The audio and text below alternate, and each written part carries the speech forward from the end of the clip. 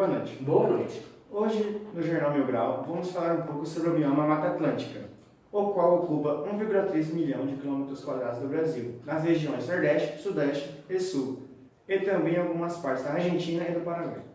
Porém, essa mata, que antes cobria 15% do território brasileiro, agora cobre apenas 7% de seu território. Para compreendermos melhor este bioma, conversaremos com a bióloga Lorena da Silva e nosso repórter André Luiz. Olá, Yunis e Mota, estou aqui com a melhor bióloga conhecida mundialmente, Lana Mereiro Rangel da Silva. Então me diz, aonde é localizado esse bioma? Então, o bioma da Mata Atlântica, ele é localizado na parte litorânea do Nordeste, do Sudeste, toda essa parte do Sudeste e do Sul. Porém, hoje em dia só sobra manchas, né, rastros de Mata Atlântica. Por exemplo, na Serra é um lugar que tem muita Mata Atlântica ainda, muitas espécies dali, e parques, reservas e tudo mais, assim como esse parque aqui que a gente está. Então me diz, como é caracterizado o clima dessa região? Então, o clima dessa região é de tropical quente e úmido. Então, ou seja, no inverno e no outono, períodos mais frios, você tem um índice pluviométrico menor.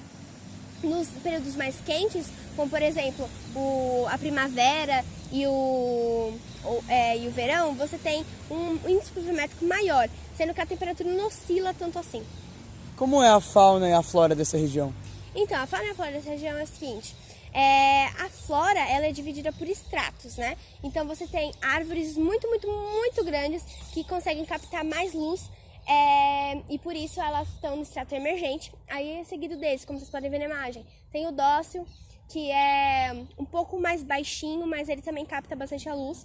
E depois você tem o subbosque, que é meio que uma parte sombreada da região, e por isso ela capta menos luz. Depois uma parte muito, muito baixa, que é o herbáceo, que não capta quase nada. E por isso que as plantas de lá são caracterizadas como latifoliadas, que, ou seja, as folhas delas são bem grandes, bem longas também. No caso da fauna, você tem animais que coexistem, né? Eles convivem, eles são influenciados pela flora. Então, você tem insetos específicos para polinizar tais tipos de plantas, de flores que tem ali. E no caso dos animais, eles são divididos em duas partes: os generalistas e os específicos. No caso dos generalistas, eles convivem com qualquer coisa, assim. Eles não precisam de certos pontos para sobreviver mesmo. Nos especialistas, não, eles são bem especialistas no que eles querem. Então eles vão precisar daquilo mesmo, senão eles morrem, eles vão ter que imigrar e tudo mais. Mas então me diz, como os humanos, animais e vegetais são partes da chave para a prejudicação desse bioma? Então, a ameaça ela começa por parte do humano, né?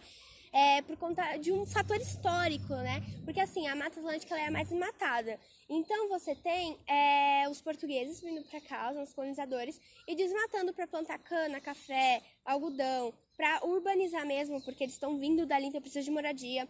E aí, conforme o tempo foi passando, a industrialização aumentou muito, até porque aqui a gente tem duas potências muito industriais, que Rio de Janeiro e São Paulo, né? Então você acaba tendo uma poluição do ar, do solo, da água, devido restos de peças, de química e tudo mais. Da fauna e da flora, ela acaba ameaçando porque, assim, existe uma coisa chamada espécies invasoras, que elas não são daqui, elas não são endêmicas daqui, elas vêm de outro lugar. Então, elas não têm fatores especiais que faria com que o ecossistema se equilibrasse com a chegada delas. Então, você tem espécies que, ao chegarem aqui, elas podem se tornar invasoras, porque elas tiram elas tiram um lugar das plantas que já são daqui, e elas também não têm predador, então elas se alastram muito. Então, por exemplo, o lírio do brejo, ele é uma planta que veio da Ásia, ela não é daqui, e ela acaba sendo invasora porque ela achou fatores para ela sobreviver. Porém, você não tem um predador, então ela se alastra muito, tira o lugar das outras e ainda chega em canais de água, causando seca em algumas regiões. No caso da fauna, um exemplo seria o Aedes aegypti, que no caso é o mosquito da dengue, que ele veio durante o período de escravidão aqui no Brasil, junto com os escravos, né? E ele é do Egito, e ele chegou aqui e encontrou um fator muito importante, que é o quê? Clima, muita água. Porque aqui a gente, como é úmido, a gente tem bastante água. E assim ele acha um lugar específico para botar os ovos, porque os ovos são botados por conta da uma abundância de água. Então, por conta disso, eles se alastram muito e transmitem muito essa doença. Então tá, muito obrigado por me dar essa oportunidade de fazer a entrevista com você. Ai, muito obrigada, eu que agradeço. Então, agora acabamos por hoje. Agora com vocês, Mota e Yunis. Muito obrigado pela audiência e tenha uma boa noite. Boa noite.